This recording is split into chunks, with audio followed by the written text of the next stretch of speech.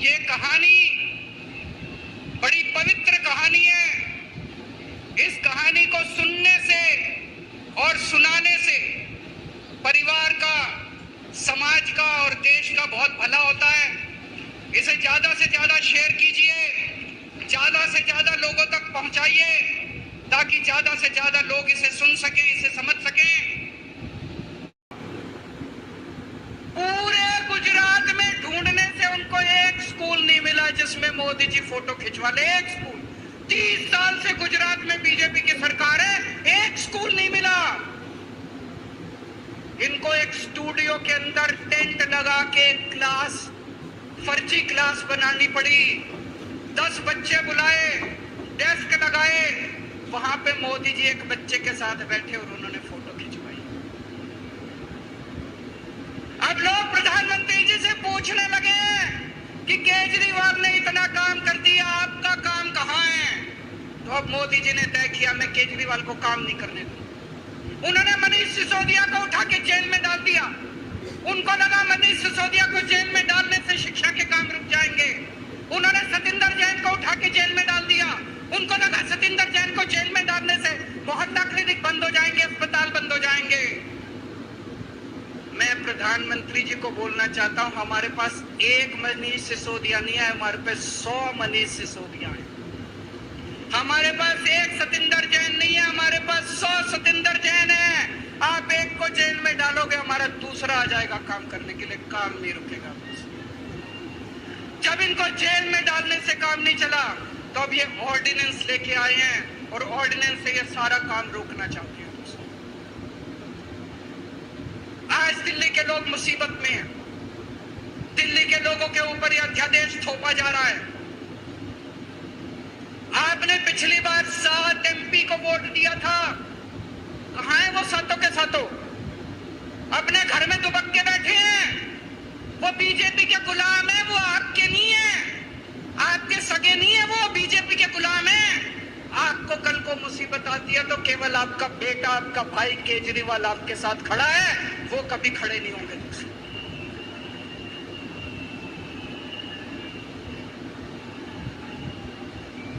और अंत में मैं आपको एक कहानी सुनाना चाहता हूं। चौथी पास राजा। किस किसने सुनी है ये कहानी? इस कहानी का महात्म्य है कि इस कहानी को जितनी बार सुनोगे, जितनी बार सुनाओगे, उतनी भगवान की कृपा आपके परिवार के ऊपर बरसेगी। इस कहानी का जितना प्रचार प्रसार करोगे, उतना देश की तरक्की होगी, उतना समाज की तरक्की होगी। तो जिन लोगों ने कहानी सुनी है, वो भी बड़े ध्यान से दोबारा सुनना, अच्छे से सुनना और इसका खूब प्रचार प्रसार करना। ये कहानी एक राजा की है, एक चौथी पास राजा की कहानी है, एक अहंकारी राजा की कहानी है, एक भ्रष्टाचारी राजा की कहानी है। आप लोगों ने राजा और रानी की कई कहानियां सुनी होंगी। इस कहानी में राजा तो है, रानी नहीं है।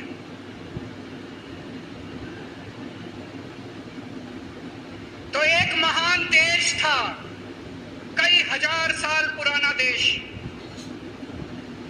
उस देश के एक गांव में एक बच्चा पैदा हुआ, बहुत गरीब घर में एक बच्चा पैदा हुआ। तो जैसे गांव के अंदर बच्चा पैदा होने पे ज्योतिषी आते हैं, ज्योतिषी आके बच्चे का भविष्य बताते हैं, ऐसे गांव का ज्योतिषी आया, उसने बच्चे की कुंडली देखी और बच्चे की मां को बोला कि माई, तेरा बेटा बड़ा होके बहुत बड़ा सम्राट बनेगा। माई को समझ नहीं आया, मैं इतनी गरीब, मेरा परिवार इतना गरीब, मेरा बेटा सम्राट कैसे बनेगा। खैर, बच्चा धीरे धीरे बड़ा होने लगा। गांव के सरकारी स्कूल में उसका एडमिशन करा दिया। उसका पढ़ने लिखने में मन नहीं लगता था। चौथी में आके उसने नाम कटवा लिया, उसका पढ़ाई लिखाई में मन नहीं लगता था। बगल में, गांव के बगल में एक रेलवे स्टेशन था, घर में बहुत करीबी थी। वो बच्चा वहां स्टेशन पे जाके चाय बेचने लगा।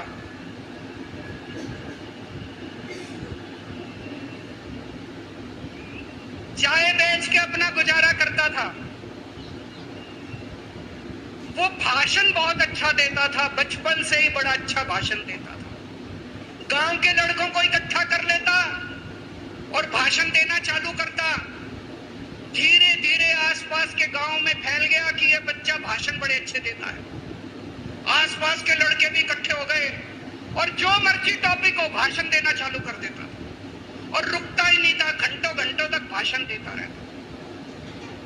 बच्चा बड़ा हुआ। ज्योतिषी ने कहा था बड़ा होके बच्चा उस महान देश का सम्राट बन गया। लेकिन राजा तो अनपढ़ था, उसे तो कुछ आता नहीं था। अफसर आते, उस अनपढ़ राजा से जहां मर्जी साइन करा लेते, जहां मर्जी जो मर्जी साइन करा लेते। वो राजा अनपढ़ था, उसे लगता था मैं अगर अफसरों से पूछूंगा तो मेरी कमजोरी सबके सामने प्रकट हो जाएगी। अफसरों को लगेगा मेरे को कुछ आता नहीं है। अफसर जो मर्जी लेके आते थे वहां साइन कर देता था। धीरे धीरे पूरे देश के अंदर फैल गया कि राजा अनपढ़ है, राजा अनपढ़ है। राजा को बड़ा बुरा लगने लगा। तो राजा ने कहीं से एक फर्जी डिग्री का जुगाड़ कर लिया। एक फर्जी डिग्री का जुगाड़ कर लिया, एमए की डिग्री का। और राजा बोला मैं एमए हूं। पर सच्चाई तो पूरे देश को पता थी, राजा तो अनपढ़ था। धीरे धीरे राजा अहंकारी भी होता गया। अहंकारी राजा और ऊपर से अनपढ़।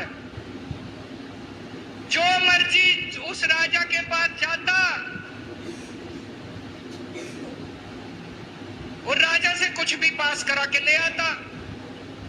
एक बार कुछ लोग गए, राजा को बोले जी नोटबंदी कर दो। नोटबंदी करने से भ्रष्टाचार खत्म हो जाएगा, आतंकवाद खत्म हो जाएगा। राजा को कुछ समझ नहीं आया। राजा की खूब चमची मारी उन्होंने।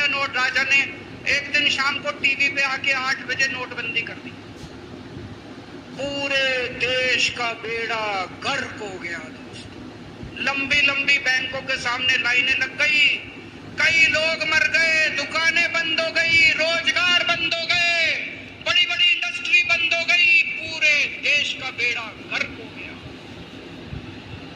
फिर एक दिन कोई आके बोला जी 2000 का नोट ले आओ। राजा 2000 का नोट ले आया। 4 साल बाद कुछ लोग आके बोले जी 2000 का नोट बंद कर दो।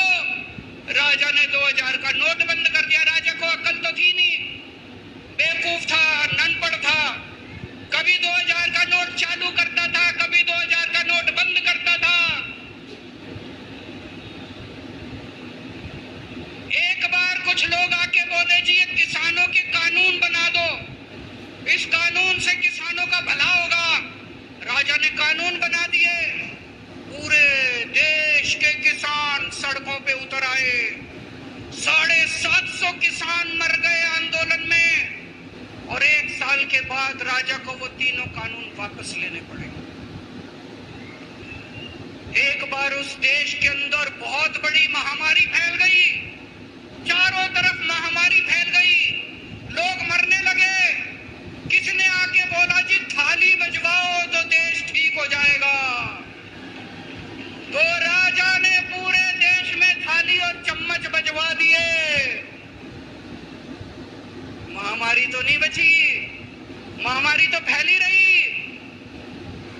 किसी ने आगे कहा जी डॉक्टरों की जरूरत पड़ेगी, दवाइयों की जरूरत पड़ेगी, इंजेक्शन की जरूरत पड़ेगी, तब महामारी होगी। राजा अपने दोस्तों का बड़ा ख्याल रखता था। उसके दोस्त थे। एक दोस्त ने 10,000 करोड़ रुपए चोरी कर लिए। राजा ने उसको देश से भगा दिया। दूसरे दोस्त ने 20,000 करोड़ चोरी कर लिए। राजा ने उसको भी देश से भगा दिया। पर एक दोस्त दोस्त ऐसा था जिससे राजा की ज्यादा ही दोस्ती थी। कौन था? उसको उन्होंने सारे एयरपोर्ट बेच दिए, सारे जहाज बेच दिए, सारे सी पोर्ट बेच दिए, उन्होंने आसमान बेच दिया, जमीन बेच दी राजा ने, खदानें बेच दी। उस दोस्त पे राजा मेहरबान था। राजा का एक और दोस्त था। वो दोस्त इतना गंदा था कि उसने कुछ अंतरराष्ट्रीय खिलाड़ी महिलाओं के साथ बदतमीजी करी, लेकिन राजा ने दोस्ती नहीं छोड़ी। मजाल जो उस दोस्त के ऊपर कोई आंच आ जाए, राजा उस दोस्त के साथ खड़ा रहा, लेकिन उसने खिलाड़ियों का। राजा का एक और दोस्त था। उस दोस्त ने किसानों के ऊपर गाड़ी चढ़ा दी, रौंद दिया, कुचल दिया किसानों को। राजा ने अपनी दोस्ती नहीं छोड़ी। इस बात पे तो दाद देनी पड़ेगी कि राजा दोस्तबाज था, एक नंबर का दोस्तबाज था। चारों तरफ अत्याचार हो गया, चारों तरफ देश के अंदर इनके अपने लोग जो थे वो बलात्कार करने लगे, गलत काम करने लगे, हाहाकार मच गया। जो राजा के खिलाफ बोलता, राजा उसको पकड़ के जेल में डाल देता। एक दिन एक पत्रकार ने कार्टून बना दिया राजा के खिलाफ, उस पत्रकार को उठा के जेल में डाल दिया। एक दिन एक किसी पत्रकार ने उनके खिलाफ कुछ लिख दिया, उसको पकड़ के जेल में डाल दिया। जो राजा के खिलाफ बोले उसका बेड़ा गर्क। कोई जज अगर उस राजा के खिलाफ ऑर्डर करता था, राजा उसको बख्शता नहीं था। चारों तरफ अत्याचार, महंगाई, बेरोजगारी। ऊपर आसमान में देवता ये सब देख रहे थे कि पृथ्वी के ऊपर कितना घनघोर अत्याचार हो रहा है। सारे देवता इकट्ठे हुए, देवताओं ने मीटिंग करी, सारे देवता मिलकर शिवजी महाराज जी के पास गए और कहा, महाराज कुछ करो, पृथ्वी के ऊपर अन्याय हो गया, अत्याचार हो गया, चारों तरफ बलात्कार, चारों तरफ हाहाकार मचा हुआ है, जनता परेशान हो रही है। पृथ्वी जी, शिव जी महाराज जी ने अपनी तीसरी आंख खोली और दोस्तों यहाँ प्रचंड पृथ्वी के ऊपर अजीब अजीब घटनाएं घटने लगी। उज्जैन के अंदर महाकाल की 6 सप्तऋषियों की बड़ी बड़ी 10 फुटा भारी भारी मूर्तियां थी। एक दिन बारिश और तूफान आया और 6 की 6 मूर्तियां टूट गई। लोगों ने कहा बड़ा अपशकुन हो रहा है, बड़ा अपशकुन हो रहा है। एक दिन एक ट्रेन एक्सीडेंट हो गया, 250 से ज्यादा लोगों की मौत हो गई। लोगों ने कहा बड़ा अपशकुन हो रहा है। और एक दिन घनघोर बारिश आई, तूफान आया, ऊपर से आकाशवाणी हुई,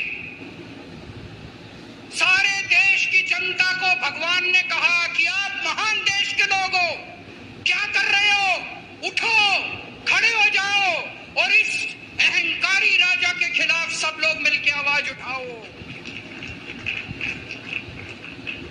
भगवान आपके साथ है। और उसके बाद दोस्तों सोई हुई जनता जाग गई और 1 साल के अंदर उस अहंकारी राजा का राजपाट जनता ने उखाड़ के फेंक दिया। और उसके बाद वो महान देश दिन दूनी रात चौगुनी प्रगति करने लगा। ये कहानी बड़ी पवित्र कहानी है। इस कहानी को सुनने से और सुनाने से परिवार का, समाज का और देश का बहुत भला होता है। इसे ज्यादा से ज्यादा शेयर कीजिए। क्या कर रहे हो, उठो, खड़े हो जाओ और इस अहंकारी राजा के खिलाफ सब लोग मिलकर आवाज उठाओ। भगवान आपके साथ है। और उसके बाद दोस्तों सोई हुई जनता जाग गई और 1 साल के अंदर उस अहंकारी राजा का राजपाट जनता ने उखाड़ के फेंक दिया। और उसके बाद वो महान देश दिन दूनी रात चौगुनी प्रगति करने लगा।